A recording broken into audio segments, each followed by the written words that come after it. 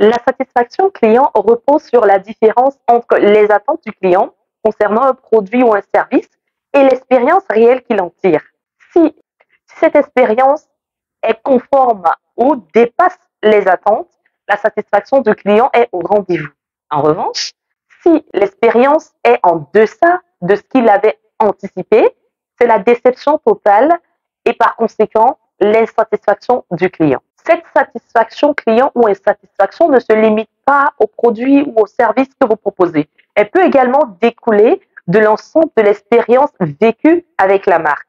L'acte d'achat, le délai de livraison, le choix en magasin, l'accueil en agence, on fera une vidéo sur l'accueil et bien d'autres. La dernière fois, nous avions développé le point de vue avant la vente. Aujourd'hui, je vais vous donner 3 conseils qui vous permettront de convaincre et satisfaire facilement vos clients pendant la vente. C'est parti.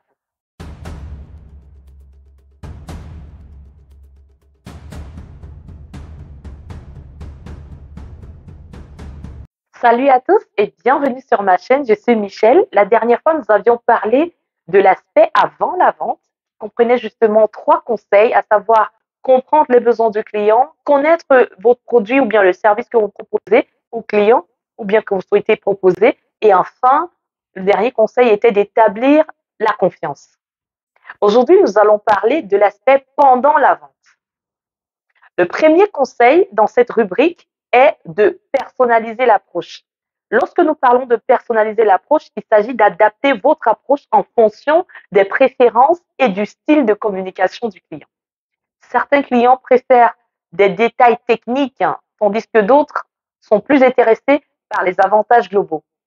On va prendre un exemple. Supposons que vous soyez une entreprise qui commercialise des produits, on va dire des appareils électroménagers. Et donc, vous avez un client qui, lui, est plus intéressé par les détails techniques, donc les fonctionnalités de l'appareil. Vous n'allez pas lui proposer votre machine à laver en insistant sur les coûts ou bien les deals que vous pouvez avoir, par exemple, associés à d'autres appareils, les garanties et tout le reste. Vous allez donner ces informations, mais vous n'allez pas insister là-dessus.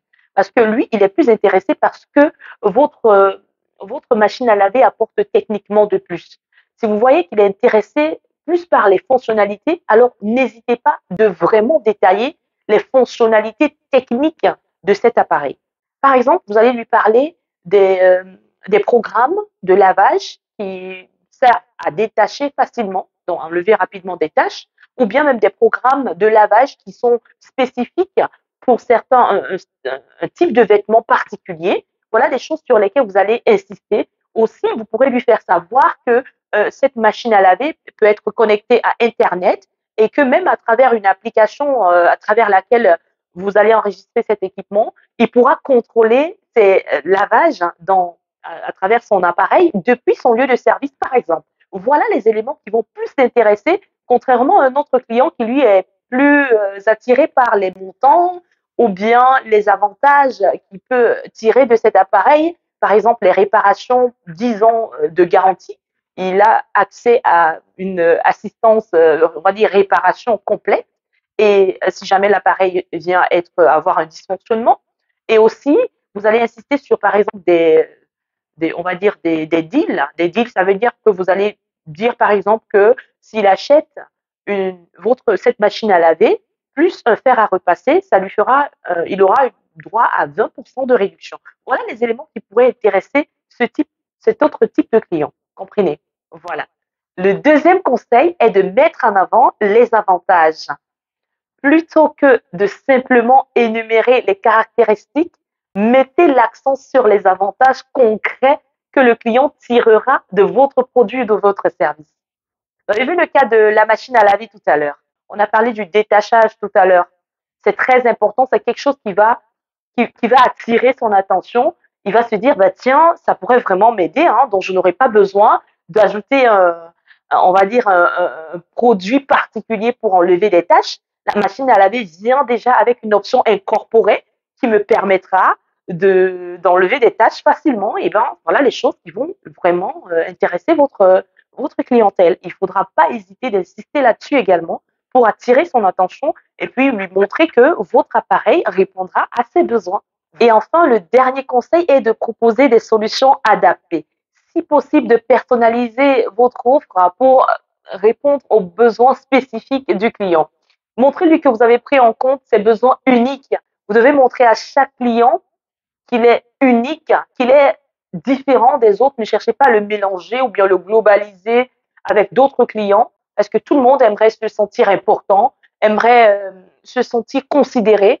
Si vous vous adressez à ce client, voilà les mots que vous devriez utiliser. Je vais faire une petite parenthèse pour vous donner quelques petites astuces aussi côté communication. Vous pourrez dire que exceptionnellement pour vous, particulièrement pour vous, nous proposons, j'ai remarqué que selon le besoin que vous présentez, ne parlez pas surtout de plusieurs clients. Généralement, on a l'habitude de dire les derniers clients que j'ai reçus, toujours en train de le ramener à faire des comparaisons pardon, avec d'autres clients. Ce n'est pas vraiment bien du tout.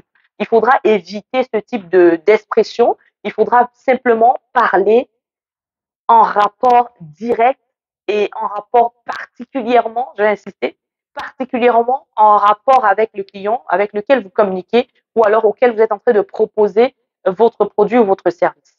Ce n'est que ça qui va mettre ce client en confiance et c'est ça qui va faire en sorte qu'il soit convaincu que vous traitez sa demande ou bien vous lui proposez quelque chose qui est propre à lui seul. Il se sent unique et ça, c'est quelque chose qui est très important dans la gestion de la relation client. Voilà. La prochaine fois, nous allons prendre le temps de parcourir l'aspect après la vente. Vous verrez qu'il y aura beaucoup d'informations qu'on néglige ou encore même qui nous échappent. Et ça, c'est vraiment dommage parce que vous allez vous rendre compte qu'il y a des choses que nous faisons. On se plaint après que le client n'est pas satisfait simplement parce que nous n'avons pas mis l'accent sur un certain nombre de détails. Ce que nous croyons que ce sont des détails, ben, ce sont des éléments, on va dire, ce sont des éléments très forts qui vont définir la satisfaction ou l'insatisfaction de vos différents clients. Merci infiniment à toutes ces personnes qui ont regardé la vidéo du début jusqu'à la fin. Si vous avez des remarques ou bien des préoccupations, n'hésitez pas de laisser dans les commentaires. Ce serait un réel plaisir pour moi de pouvoir y répondre. Merci encore pour votre temps. Je vous souhaite de passer une très belle journée. À bientôt. Au revoir.